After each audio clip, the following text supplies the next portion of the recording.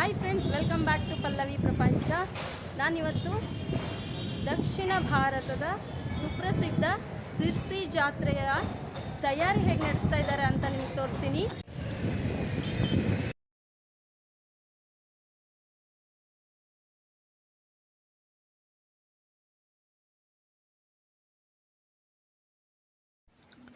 ನೋಡಿ, ಇದು ಜಾತ್ರೆ ನಡೆಯುವಂಥ ಸ್ಥಳ. ಇದು ದೇವಿಯ ಮುಂಭಾಗ.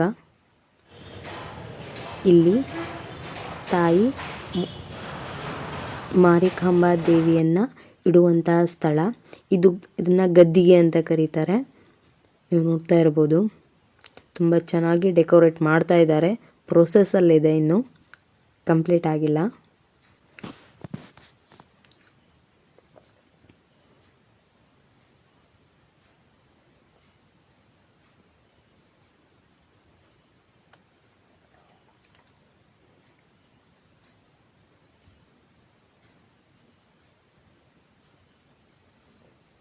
ಈ ಎರಡು ಕಂಬಗಳು ಅಕ್ಕಪಕ್ಕ ನಿಲ್ಲಿಸಲಿಕ್ಕೆ ಇಟ್ಟಿದ್ದಾರೆ.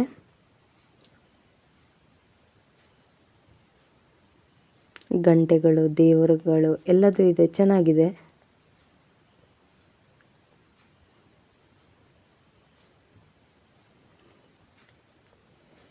ಇದು ಹೊರಗೆ ಶೀಟನ್ನು ಹಾಕಿ ಬಂದೋಬಸ್ತಾಗಿ ಮಾಡಿದ್ದಾರೆ. ಕಬ್ಬನ್ನೆಲ್ಲ ಹಾಕಿ ಮಾಡಿದ್ದಾರೆ. ಅಂದರೆ ಭಕ್ತಾದಿಗಳು ತಂಪ್ಲಲ್ಲಿರಬೇಕು ಅಂತ ಮಾಡಿರೋದು.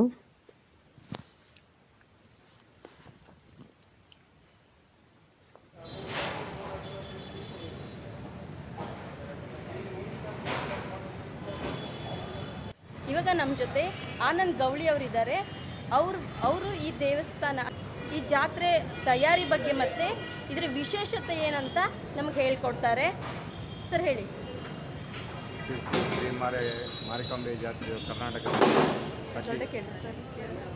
ಸಿರ್ಸಿ ಶ್ರೀ ಮಾರಿಕಾಂಬೆ ಜಾತ್ರೆಯು ಕರ್ನಾಟಕದಲ್ಲಿ ಅತಿ ದೊಡ್ಡ ಜಾತ್ರೆ. ಇಲ್ಲಿ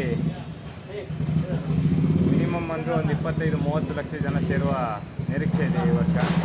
ಆದ್ದರಿಂದ ಗಟ್ಟಿಮುಟ್ಟಾದ ಪೆಂಡಾಲು ಹಾಗೂ ಮಟ್ಟಗಳು ಮತ್ತು ಜನಕ್ಕೆ ಸರತಿ ಸಾಲಿನಲ್ಲಿ ಬರಲಿಕ್ಕೆ ಗಲಿಕೆಟೆ ವ್ಯವಸ್ಥೆ ಮಾಡಿದ್ದಾರೆ. ಈ ವರ್ಷ ವಿಶೇಷ ಏನೆಂದರೆ, ಜನರಿಗೆ ಉಳಿಯೋಗೋಸ್ಕರ ಕೆಲವೊಂದು ಜಾಗಗಳನ್ನು ಹರಾಜು ಮಾಡದೆ ಅವರನ್ನು ತಂಪಿಗೋಸ್ಕರ ನಿಲ್ಲಲಿಕ್ಕೆ ಅವರನ್ನು ತಂಗುದಾಣಗಳನ್ನು ಮಾಡಿದ್ದು ವಿಶೇಷವಾಗಿರುತ್ತದೆ. ಸರ್, ಇಲ್ಲಿ ಎಷ್ಟು ಜನ ವರ್ಕ್ ಮಾಡ್ತಾ ಇದ್ದಾರೆ? ಈ ಜಾತ್ರಾ ಮಹೋತ್ಸವದ ಅಂಗವಾಗಿ ಕೆಲಸ ಮಾಡ್ತಾ ಇದ್ದಾರೆ. ಈಗ ಸ್ಟೀಲ್ ವರ್ಕ್ ಮತ್ತು ಪೆಂಡಾಲ್ ಅವೆಲ್ಲ ನಾನು ನವೀನ್ ಗೌಳಿ ಶ್ಯಾಮನ್ ಸಿರ್ಸಿ ಅಂತ ನಮ್ಮ ಹತ್ರ 22 ಜನ ಇದ್ದಾರೆ. ಕಡೆಗೆ ಡೆಕೋರೇಷನ್ ಉಡುಪಿಯವರು ರಾಜು ಉಡುಪಿ ಅಂತ ಹೇಳಿ ಅವ್ರ ಹತ್ರ ಒಂದು 8 ರಿಂದ 10 ಮಂದಿ ವರ್ಕ್ ಮಾಡ್ತಾಯಿದ್ದಾರೆ. ಟೋಟಲ್ ನಾನು 1 ತಿಂಗಳ